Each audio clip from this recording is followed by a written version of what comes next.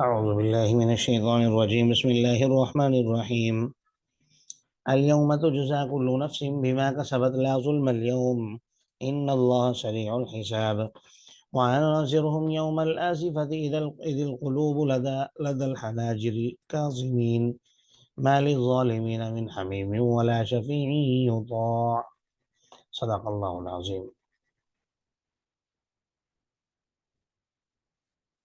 کل کے سبق میں بات درمیان میں رہ گئی تھی، بات چل رہی تھی کہ بادشاہت تو ہمیشہ کے لیے اللہ کی ہے، دنیا میں بھی آخرت میں بھی۔ تو اللہ تبارک و تعالیٰ نے لمن الملک اليوم بادشاہت کو قیامت کے دن کے ساتھ خاص کیوں کیا ہے، اس کا تفصیلی جواب کل میں نے عرض کیا تھا آخر میں۔ آج اس دن کی کچھ جو اس دن کام ہوں گے، معاملات ہوں گے، فرمایا آج ہر نفس کو بدلہ دیا جائے گا اس عمل کا جو اس نے کمایا ہوگا۔ یہ عنوان ہے اس دن کا کہ ہر نفس اپنی کمائی کا بدلہ آج اللہ سے وصول کرے گا۔ لا ظلم اليوم، آج کے دن کسی پر ظلم نہیں ہوگا۔ ان اللہ سریع الحساب، یقیناً اللہ تبارک و تعالی جلد حساب لینے والے ہیں۔ وانذرہم یوم الآزفہ، ان کو ڈرائیے آنے والے دن سے جس دن کلیجے حلق میں آ جائیں گے۔ لفظی ترجمہ ہے دل گلے میں آ جائیں گے، لیکن اردو میں جو محاورہ استعمال ہوتا ہے وہ ہوتا ہے کلیجے حلق میں آ جانا۔ کاظمین، اور وہ لوگ اندر ہی اندر گھٹ رہے ہوں گے، جیسے انسان کسمکا رہا ہوتا ہے کسی موقع پر، جب وہ کر کچھ نہ سکتا ہو اور خاموش رہنا بھی اس کے لیے مشکل ہو، تو فرمایا کچھ کر بھی نہیں سکیں گے، اندر ہی اندر گھٹیں گے۔ اور اس وقت ما للظالمین من حمیم، ظالم لوگوں کا کوئی دوست نہیں ہوگا۔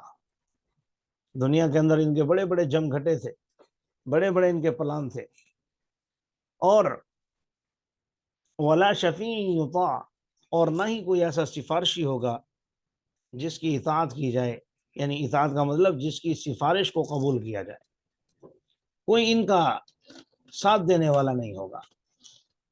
واللہ یقضی بالحق، اور اللہ تبارک و تعالی حق کے ساتھ فیصلہ یعلم خائنۃ الاعین وما تخفی الصدور، بڑی پیاری آیت ہے۔ فرمایا اللہ تبارک و تعالی جانتے ہیں خیانت کرنے والی آنکھ کو، وما تخفی الصدور، اور ان باتوں کو بھی جنہیں تم اپنے سینوں میں چھپاتے ہو۔ واللہ یقضی بالحق، اللہ حق کے ساتھ فیصلہ فرمائیں گے، اور وہ معبودان باطلہ جنہیں یہ اللہ کو چھوڑ کر پکارتے ہیں وہ کسی چیز کا فیصلہ نہیں کر سکتے، ان کے اختیار میں کچھ ہے ہی نہیں، وہ بیچارے کیا کریں گے۔ یقیناً اللہ تبارک و تعالی سب کچھ سنتے بھی ہیں، سب کچھ دیکھتے بھی ہیں۔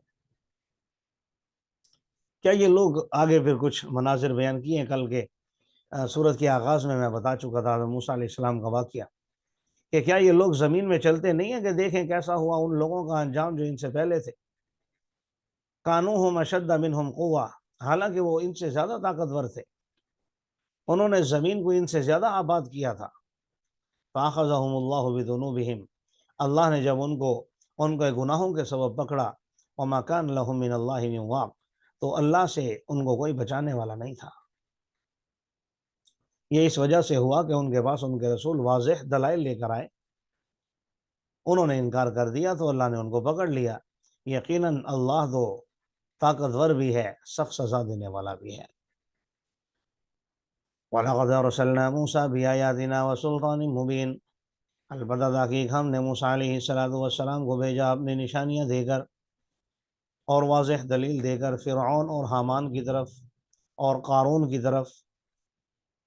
وہ لوگ آگے سے جواب میں کہنے لگے ساحر کذاب، موسیٰ علیہ السلام کو کہ یہ جھوٹا ہے، کذاب ہے، جادوگر ہے۔ جب ان کے پاس ہماری طرف سے حق آیا تو کہنے لگے اقتلوا ابناء الذین آمنوا معہ، قتل کرو ان لوگوں کے بیٹوں کو جو ایمان لائے، اور ان کی عورتوں کو زندہ رکھو، نہیں تھی کافروں کی تدبیر مگر بیکار۔ وقال فرعون ذرونی یقتل موسیٰ ولیدع ربہ، فرعون کہنے لگا مجھے چھوڑو میں موسیٰ کو قتل کر دوں، نعوذ باللہ من ذلک، اور چاہیے کہ وہ اپنے رب کو اپنے مدد کے لیے بلا لے، مجھے ڈر ہے کہ کہیں وہ تمہارے دین کو نہ بدل دے یا زمین کے اندر فتنہ فساد برپا نہ کر دے۔ یعنی اسے پکڑا ہوا کسی نے نہیں تھا، بس ان کا اپنی قوم کو اپنا جلال دکھانے کے لیے کہ مجھے کتنی تم لوگوں کی فکر ہے۔ موسیٰ علیہ السلام نے فرمایا انی عوذت بربی وربکم، میں اپنے اور تمہارے رب کی پناہ میں آتا ہوں ہر متکبر سے جو حساب کے دن پر ایمان نہیں رکھتا۔ یہاں سے آگے اس مرد مومن کا ذکر ہے جس کا میں نے سورت کے آغاز میں تذکرہ کیا تھا، جن کے نام پر یہ سورت رکھی گئی ہے تقریباً 3-4 رکوع میں۔ تو یہ یک بارگی انشاءاللہ ہم پڑھیں گے، ایک سبق میں تو زیادہ بات سمجھ میں آئے گی۔